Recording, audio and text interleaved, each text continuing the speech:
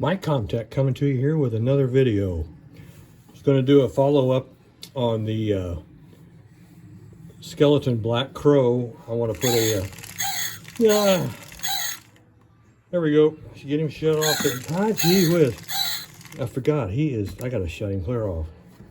He is super sensitive. That we're getting rid of too. We're going to take the sensor out of it. We can't have that thing firing off every time on top of my prop. So we are going to get rid of that because I want to take one of these two lines are going to be the if we send it a high signal from something else, this will turn on and run its routine.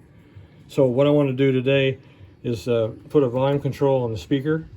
So I have a 100 ohm precision potentiometer here, and this is 100 ohm on the two outer leads, and I already bent one lead back out of the way, and I put the potentiometer on my digital voltmeter on 20 ohms, and I was verified that if I turn it clockwise it will turn it up, and if I turn it counterclockwise it will turn it down. So, and I want to probably make a little access hole somewhere that I can stick a little precision screwdriver in there, and then adjust the volume, whether it's up here somewhere, but I can hot glue something in there somewhere. But what I was going to do today is remove the sound sensor, which that's a piezoelectric element in here,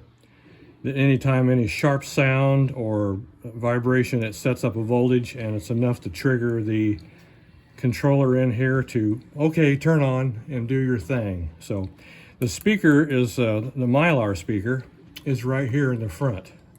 So that has a clear plastic, and you can see the voice coil right there, and there's a little permanent magnet here on the back. And it's two white wires, so it'll be this one and this one, and we'll just pick one, and probably this one here because it's got seems like it's got the most slack on it, so I think I'll use that one. So I'm going to cut it, or not actually cut it. I got my iron heating up over here. So there's the SPK output on the circuit board right here. That one right there is the speaker out, one of the speaker outputs. So I'm going to lift that wire, and then we're going to put another wire on it, and then we'll solder those two onto that precision potentiometer. This one we'll solder it onto there. And you can you're watching right along with me, so this will be the first time for me doing it, but I've done it before on other circuits, but I haven't, on this, haven't tried it out here, see what it's going to do. So let's see if we can't get this thing orientated, or I can get this maybe jacked up here a little bit and go from there. Okay, well, I got to grab one thing, so I shall return. 1 minute later. Okay, I'm back. Had a phone call. Sorry, I had to take that. Somebody wanted their crow worked on. Oh, I'm kidding. Anyway, let's go back to what I was doing here. I'm going to remove all this. This is all free. So the tail will come off that way, and the tail goes right back in there that way, and it's very important that you hook it back on the little cam here. The little cam, the shaft sticking out here, and it rotates around this way. And then the head, since we got the other side of the body off, the head will come out. Then we can that speaker just lifts right out, because what I want to do, working with that body in there is kind of hard because you can't orientate it. I want it to sit flat, and then that way it gives better shot on the camera too of what actually I'm doing here. So this one white wire right here is the one I want to unsolder. So we're going to do that real quick here and unsolder that one. Get the gray wire out of the way. I don't like to smell plastic when I'm doing this. I always like to smell solder when I'm doing it, but I don't like to smell plastic. That's a bad thing. It means you burnt something up.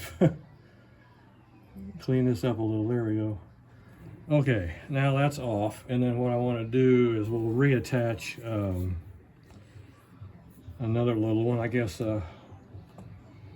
this probably be enough. Yeah, that'd be more than enough. I keep my little hook piece. I keep my little pieces of hookup wire just for that reason. So let me tin this. Let's tin this little piece of wire. Get a little ball on the end of that wire.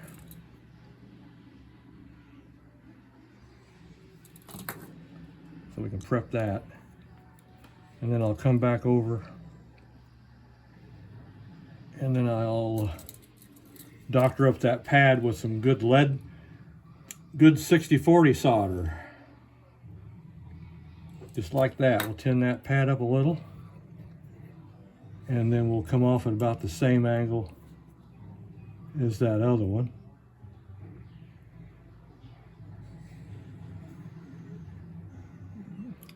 Just a touch. That's it. Just a touch. All right.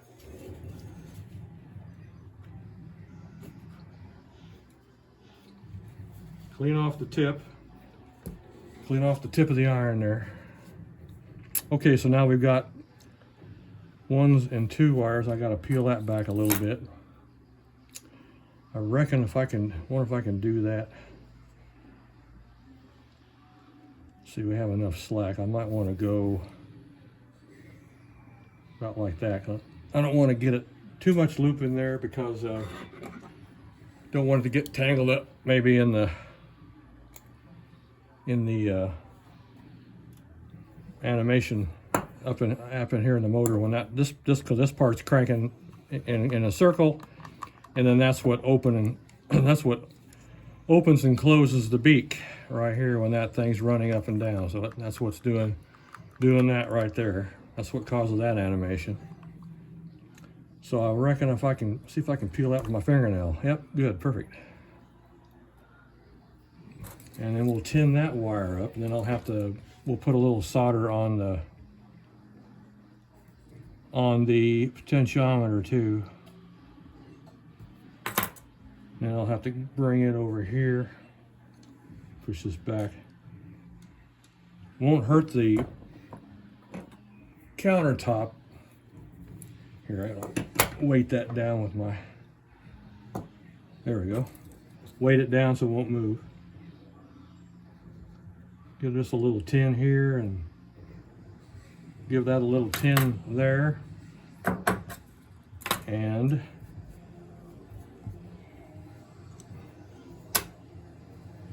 then I'll attach one.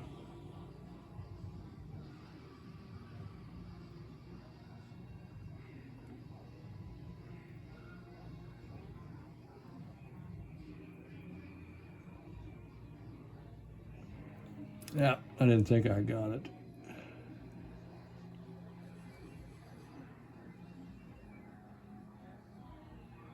Nah, it's kind of hard because I don't have much friction. I don't have enough tension sometimes. There, okay, hit with some more solder. Gotta get a fresh glob. Let's go back to the center. Lead with that one.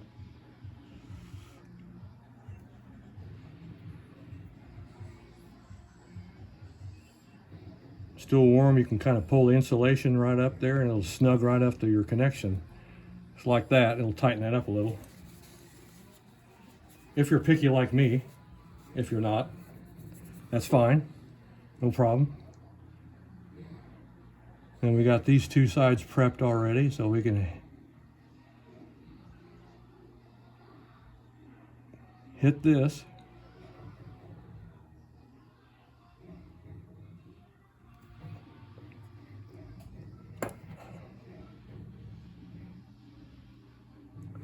Hit that with some, put a little fresh bead on here.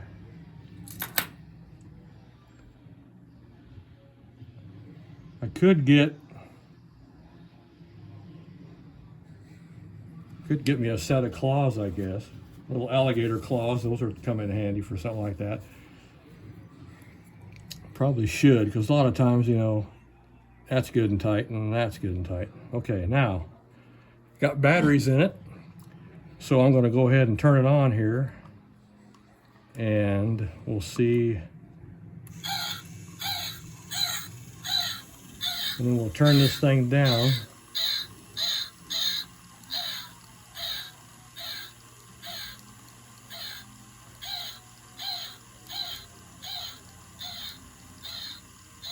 Perfect.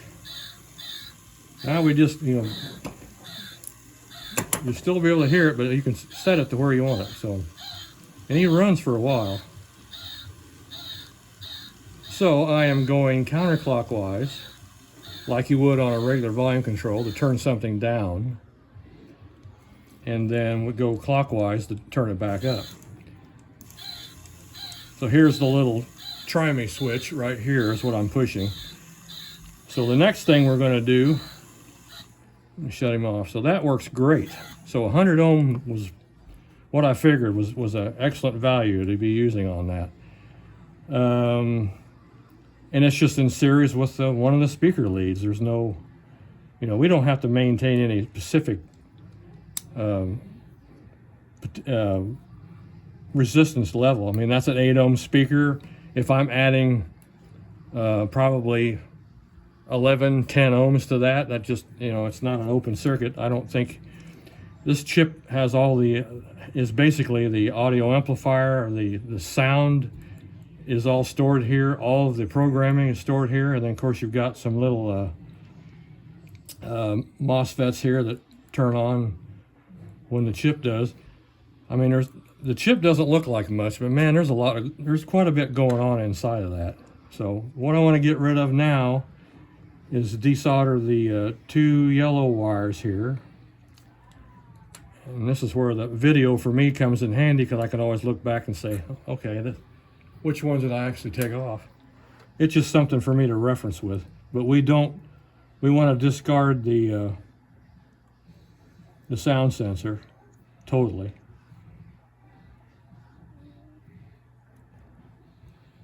Okay, and then I'll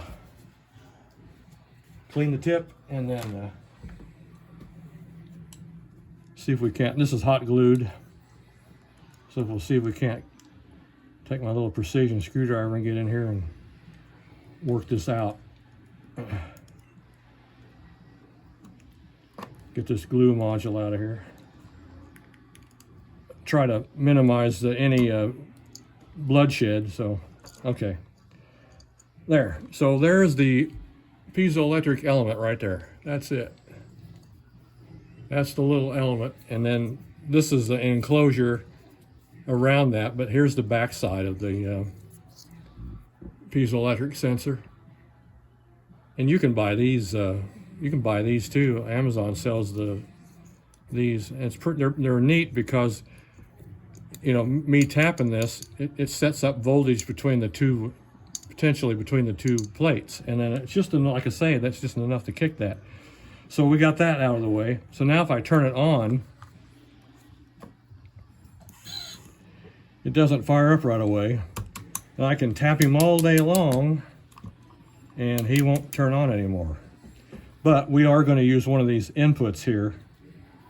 I'm going to throw a high input to it. So I've got one of my alligators here. We'll just go ahead and use red for positive, just to keep the protocol correct. And then I'm going to tap off of the positive lead on the little Crow's battery pack. And since we already have it, since he's on, I'm going to try this one first. Okay, that'll fire on that one, and it will not fire on that one. So this one is at the same potential as my high input. So I'm taking 4.5 volts here, and actually this just put a little 100 ohm resistor across that for curiosity. Like I was doing in that first Crow video, I was showing you how it would trigger. And let's put a 100 ohm resistor here in there, and then we'll touch this side. So that fires him up, and this side it doesn't. So I want to take my meter real quick, dial up 20 volts, and I want to go positive here, I want to go here. I want to see, yeah, there's 0 potential there. And then I want to come back over to the negative battery terminal in the box is way back here in the back. And if I come over to that same terminal, I'm reading 4.7 volts. and that is negative there, of course, because I've got positive on the negative. But if I switch just for the procedure part of it, if I go back and see there's a positive output there, so that this one is supplying positive voltage, because you do have to put some sort of potential across this element. So when it does set up just a little bit of voltage, and then it goes ahead and applies that through. So this little prop crow does trigger on a high signal to this input straight to, looks to me like it goes straight in this pad. If we trace this pad right here, it goes straight into that transistor, or probably a MOSFET. So when I hit that, touch that with the 100 ohm, well, maybe I came loose. My positive came loose. Not a whole lot of terminal sticking up here. I'll just put it here.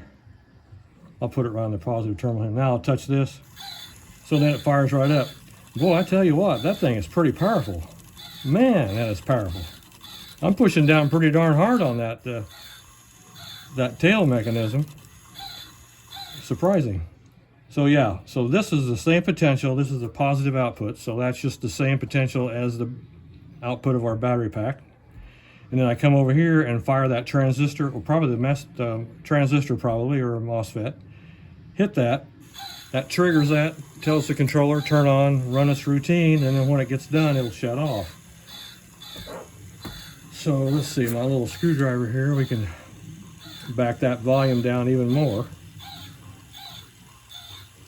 Or actually, yeah, we'll increase, put some more resistance in there.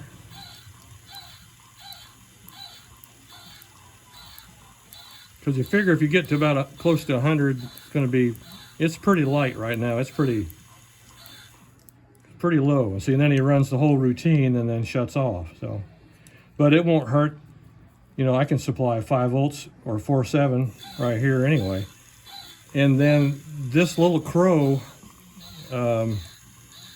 is going to be running on a prop that actually runs on 6 volts. So what I will use is a buck converter.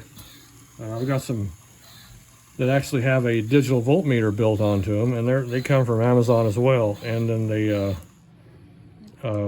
converts anything. I was thinking it was up to 30 volts, and you have to have at least 5 to trigger the input, and then you can, right on the little digital readout, it's kind of like those timers, they have a digital readout on there, and I can set that. Okay, I can look at the input voltage. So if I have 6 coming in, it'll show me 6, and then when I flip it, you can hit the little button, it'll flip it to the output voltage, and then I can set that output voltage. It has a little precision potentiometer on there as well. And I can set the output voltage on the buck converter, and I can show you, I'll show you that too. We can do a video on that as well. And then I don't think I'd want to keep sending 6 volts to this, even though it runs on 4.5. It's probably not a good idea. I just like to keep things in regulation, because actually these LEDs run hot enough on these props, let alone pumping that up another 1.5 volts. So just to be on the safe side, I'll keep it like that, you know. But the buck converters are nice, and then it can take input. And then what the great thing is the output current, the current dissipation on the buck converter, we can go up as high as 2 amps on the back side at 4.5 volts. Now this isn't going to pull that, but it has the potential of 2 amps on the output, which is pretty impressive. So anyway, that's the volume control, and then that's our sensor. So what I'll do is I'm going to run 2 more wires out from the battery pack, because this will get powered not from this, you know, I don't want it powering off batteries. I want it powering right off of the prop. So that's why we're going to use that buck converter too. And then I'll find a place to mount that. But this was a successful deal, and it worked fine. Turned him down. And even though that speaker is going to be just a little bit louder when you put it back in the body here, if I put all this back into the other half of the body, then and if you put this side, the other side on, then the speaker does get a little bit louder. because it's more enclosed. It's not just sitting out in the open, so it does get, so that helps the sound propagation anyway. So we'll slide that back down in here and then put the crow's head back halfway back into the mounting position on here. We'll tuck that wire back in so it won't get tangled. Make sure the speaker's in the slot, and then we got to get this set down just like that. That'll be flush with the bottom, and then we're looking good. Let's get that wire tucked back again, push him in there, and I figure I could probably put that potentiometer somewhere in the top, or maybe I'll just set it and leave it, but I like to have some access to it. But anyway, that'll work. And then we'll put his tail back on. Raise that up just enough. Yeah, I couldn't believe how powerful that was. I was pushing down a lot of pressure on that motor, and thing's got quite a gear ratio to it, a low gear ratio. All right, so anyway, if I hold him like that, then we can see that vibrate like crazy. All right, well, as always, guys, appreciate you watching my videos. The volume control was a success, and we took the sound sensor out, and we know how to trip this now with a a 4-volt, 5-volt input from another source. And even though our output voltage on the props, usually when I use that trip voltage, it's usually around 3.7, so I don't have to worry about using the 100 ohm resistor on there. We can go ahead and just use that voltage, because actually what I do is borrow the voltage from the infrared sensor. So I use that output, and it usually measures about 3.7 volts or so. So it won't hurt anything on that deal. So and again, guys, thank you very much for watching my videos. Appreciate everyone that subscribes, and we shall talk to you guys later.